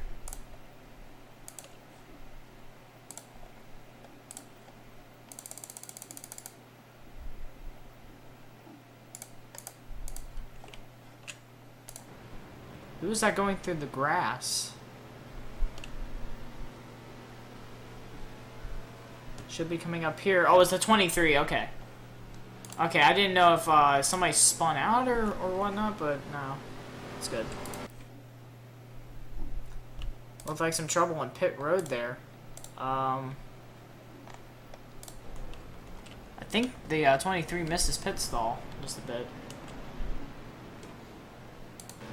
And Phil Parker moves into his pit box, hopefully for the final stop of the day.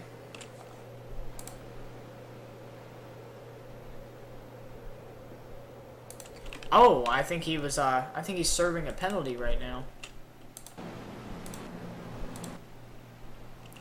Travis is out in front, and that would mean that he is back out on the lead lap, and he is out in front here in this pack. Travis, I think, has I think he's got his lap back, and I think that he'll be the race leader at this caution.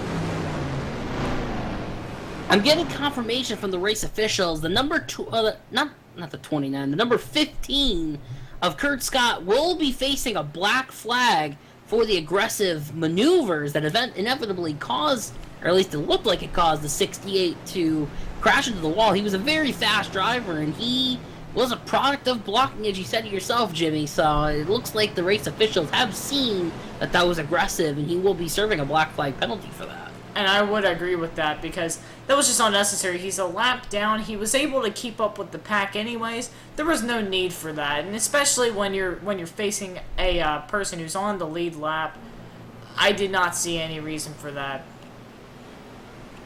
None at all, Jimmy, and it's... Travis went down pit road once again, so he'll still be a lap down, unfortunately. So I don't think that Travis will be a contender for the win. He's back out. I don't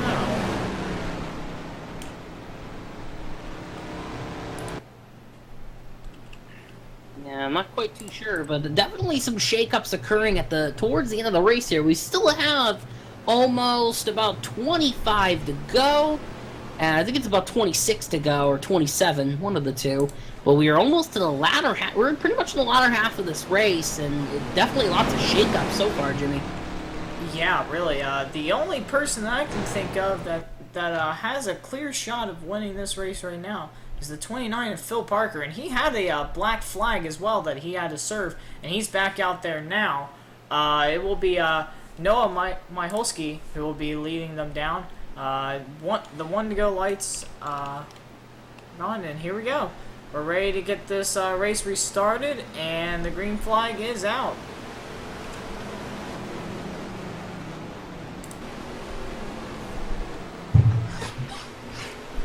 So Noah leads them into the first corner. And let's see who all is on the lead laps. We have the 29, of course, Phil Parker, and he's on the outside of the 15. Hopefully we won't see too much aggressive blocking from the 15 anymore, or any at all, really. It's just not necessary. And the ones that were a lap down earlier are a lap down now. Look at the 00! Flies through the middle into the... Oh my goodness. And he's going to try to get his lap back here from the number 3. He's going to try to make a move on the outside. And he's going to try to keep that position up there as much as he can. I understand why you would be blocking up there, but Travis Rowland moves up into the front, and he will be officially not a lap down anymore in the 4th spot. And now a battle for the lead. The number 3 on the outside, and there's the 29, Phil Parker, moving back into the lead. And there's the man that you want to look out for today to win this race. The only way that anybody else could win this right now, I would think, considering that the number 3 is a little bit slower than everybody else, the only way I see this really being any different is if there's another caution. And then the 00 will be able to rally his way back up with the lead trucks. And we could see a 2-truck battle. But right now it is Phil Parker out in front. I don't know if he's going to try to track down the 00, but I can guarantee that the 00 is going to be trying to block a little bit. Not too aggressively that it takes out everybody, but we'll have to see. Absolutely, but it was a great move there for Travis Rowland, trying to keep above that, trying to keep, I guess, above water, you could call it, keeping above that lap, as the 29 looks like he's trying to lap him back down again. And yes, he does. And the number 3 is going to go with him. This actually could still be a 2-truck battle. Look at the number 3 looking to the inside. Through all the issues with his latency and his connections, he's still holding out on the top. And who's to say he comes in front and wins and beats Philip Parker? That would be quite the Cinderella story, that's for sure. And it looks like oh yeah, definitely what happened in the draft there. And it looks like the latency is only affecting his x-axis right now. It's not really like jittering much, so he could he could probably still do like bump drafting and stuff like that. Just has to be careful about how his car runs with everybody else side by side. Truck, not car, again, but I know, I'm never going to get used to it. Coming off of turn 4, they're coming up one to the 15 of Kurt Scott here. A lap down. We'll be going 2 laps down this time. And we saw a similar thing happen to Kurt Scott in the main NASCAR series, even to the point where he was let off of Sean Fay Motorsports. And that was a pretty interesting thing that happened there. There's the 68, the truck that was so dominant today, who had a great chance of winning. Unfortunately, was a victim of the last crash that happened. The 29 hit the apron a little bit. Allowed the 3 to pull up just a bit. That apron. And the 15 looks like he's going to be able to stay up with this pack if he can try. He starts to slip back just a bit, but might be good. We are just 10 laps away from the end of this, and we have 2 eligible trucks now who could possibly win this. We have 2 trucks that are 1 lap down, 1 truck 2 laps down, 1 truck 5, 1 truck 8. And then 2 trucks that are out of the race because of various issues. But it is mano-a-mano between Noah Mahalski and Philip Parker. The question is, who will come on top? And Noah's having a little bit of an issue because the 00 is still trying to fight back to get up there and try to get his lap back, and that's screwing up his run on the 29 to possibly take the win here.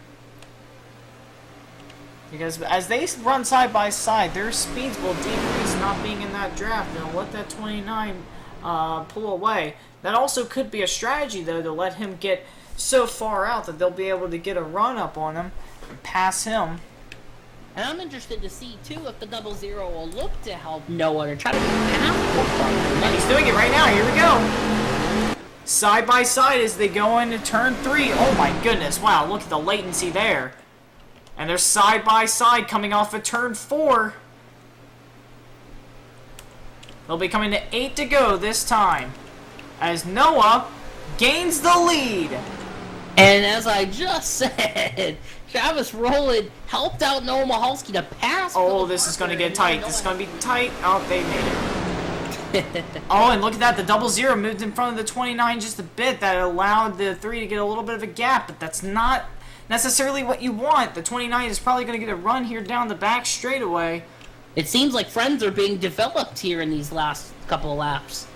Well, at this point, your friends are where you find them. You gotta make deals quick to make sure that you're in position to win this. And with only 3 trucks here and 1 that's a lap down, you don't have many options to choose from. Look at the 29. He's all over the back bumper. He moves down to the inside to try to regain the lead here. That is not what the 3 car wanted to see, but he still leads the lap there. And the 00 looked to the outside trying to help the 3, but he stays back there. He's just going to let them race it out. And number 3 is going to try to move down here coming off of turn 2. Still a lot of internet troubles there. 7 to go.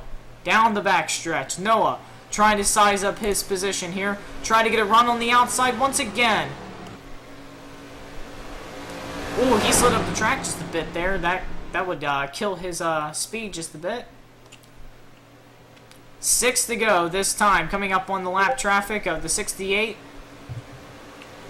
Sorry for that Discord notification. Uh-oh. Oh, man, that was close. Wow, the 00 had to take evasive actions on the inside. But the 3 are still up in the front. And they're gapped a little bit. They better line up. They got to get this run down the back straightaway. That's their chance to get back up. And it seems like Travis Rowland's kind of playing moderator here. He's trying to help out Noah as well as Phil trying to control the 2. Seems like he's more leaning on Noah, and we'll have to see if Phil can fight them off. Oh, he's down on the inside. That's not what the 3 wanted to see. He backs off just a bit, lets him get through. Here they come down for 5 laps to go at Daytona International.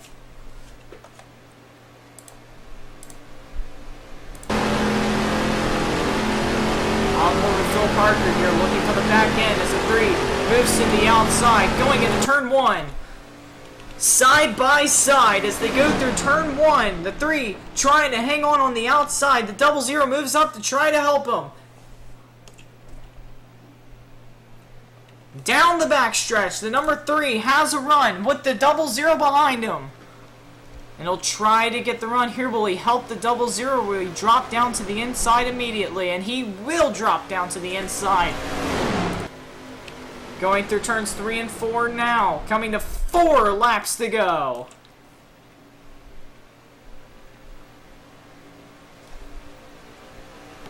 Could Noah Mahalski be the underdog here after, again, we say it, the latency issues? It seems like he's in the one truck out here who fought his way to the end, and he's still fighting off Philip Parker with about 3 laps to go. Let's see if he can hold him off, or can Philip Parker come back and get this victory?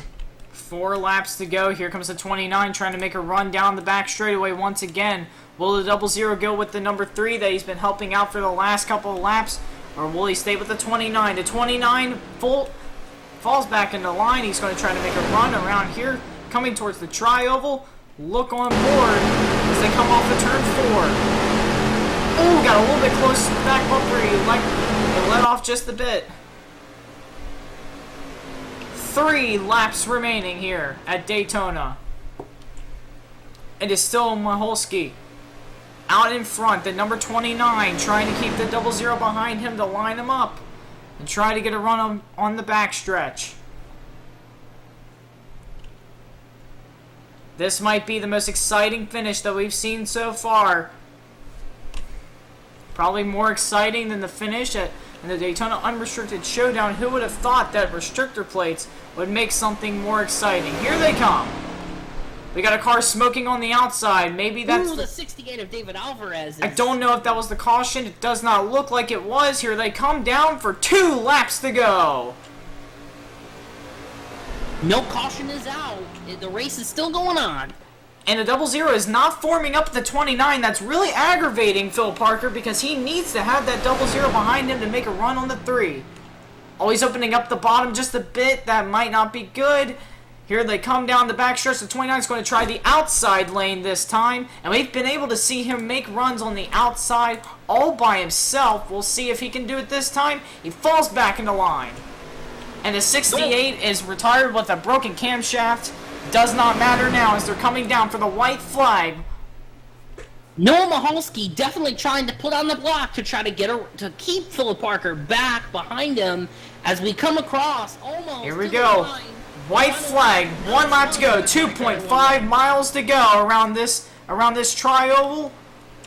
Heading down towards turn 1, looking for the back of Noah Mahalski and the number 3 as they go by lap traffic. The number 23 of RJ Cherry will not be a factor. They have clear racetrack as they head down the backstretch. He's spinning, and the 3 is up in the air. The 29 is now out in front. He's spinning too. Phil Parker is spinning as well. Where is 3rd place? That is the 00 if they can get going. The number 3 is still running through the grass. And he has a flat tire as well. We'll have to see if he can make it back. He's running about 70 miles per hour. Here comes the 29. It seems as if Noah Mahalski could limp his way to the 29 is not able to get his car working. Here comes the 3 with the downed left front tire. Here they come. They're turn 4. He bounces off the wall, and it will be Noah Mahalski with a flat tire coming to the line to win the Axalta Coating Paints 300 at Daytona, and a wacky finish as they wreck down the backstretch. And the one to survive was the number 3, Noah Mahalski. Shades of Ricky Bobby today here. Almost, at least. Wow, what a finish! Could you say anything else, Jimmy? I don't know. There is nothing else to say. That's just amazing. The race spoke for itself. That's for sure. That is. I think we got one to top the New Egypt race that we had. Yeah. For the Supreme All Dirt Slugfest. And here he comes. Maybe he'll try to do a burnout. We got smoke up here. I'm not sure what that's all from, but oh, and he's gonna try. And there it is. There's the slide across the grass as he wins.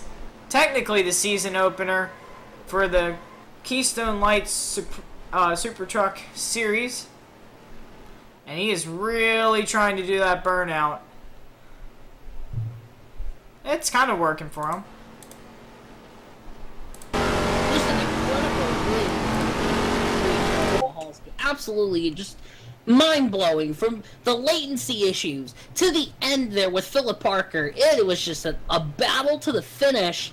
And Noah Mahalski, he was the one truck that held his way all the way to the end and got to the end there. That was incredible. And really, it was Travis who pretty much dictated who was going to have that run, because he stayed right in the back of the 29 there on the last lap. Let's look at the last lap again.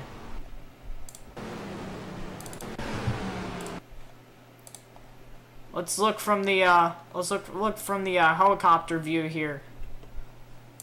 As they come down, take the white flag. Here they come towards turn 1. Coming up on lap traffic here, that won't be a factor. 29 makes a run. The 00 backed off, and he just got right on that right side, and he tried to save his truck, and around he went. I don't think they hit the inside wall. They did not hit any walls, but he was just able to get his truck back pointed right, and I mean, had a flat tire. I think Phil flat spot all of his tires, probably popped at least 2. So that truck just did not go.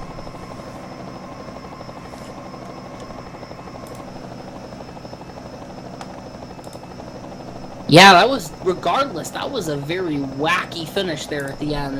I mean, you can't really put words to it. No, like you said, the race speaks for itself, and that's pretty much the end there. I don't know what happened to the 00 Disco. I guess he's taking a dance break there after getting third in this he had to take race. a quick little disco break as he was very excited. He at least finished. I think, I'm not sure if he was a lap down when he finished. No, I don't think he was, actually. I'm not sure if he was actually on the lead lap or not, but yeah. Well, here, let's look at the official standings here. Of course, we have Noah Mahalski in the number 3 winning today in that remarkable finish. Phil Parker comes up short in the 29 in second place. Travis Roll in third, who was not a lap down at the time of the checkered flag in third place. Kurt Scott fourth. Zachary Secker 5th. After all those problems that he had today, he stuck it out, and he was able to take a 5th place finish. David Alvarez finishes 6th with a broken camshaft. RJ Cherry in the 23 with his truck debut in the 7th position, 9 laps down. Cameron Reichenbach in the number 1 finishes 8th, and Jace Coley in the 65 finishes 9th to round out the field. And so, Sean, I don't think there's pretty much anything else that we could say about this other than there's not much we could say about this. Absolutely. I mean, just a remarkable way to end this race. I mean, literally, we were thinking the two of them would come to the line, but instead, it became a very different ending there. Well, that pretty much concludes our broadcast for today. We all like to thank you for joining us here on the Rubbin and Racin Motorsports Twitch page to watch the Axalta Coating Page 300 at Daytona International Speedway. And let's see here. The next race in the Keystone Light Supertruck Series will be at Auto Club Speedway for the running of the California 250. So be sure to check that out around 7:30 this pretty much 1 week exactly from now. And be sure to check the NASCAR Classic Cup Series race when we start up the weekend, the racing weekend next weekend. And we will be at Pepsi Super Speedway for the running of the Mug Root Beer 285. So be sure to check that out. And that is the end of this broadcasting day. I'm Jimmy Powell, your main commentator here, along with Sean Fay, the creator and owner of Rubbin and Racin Motorsports, and we're here to say farewell. And we thank you all for tuning in today. And this is Rubbin and Racin Motorsports Network signing out. So long, everybody.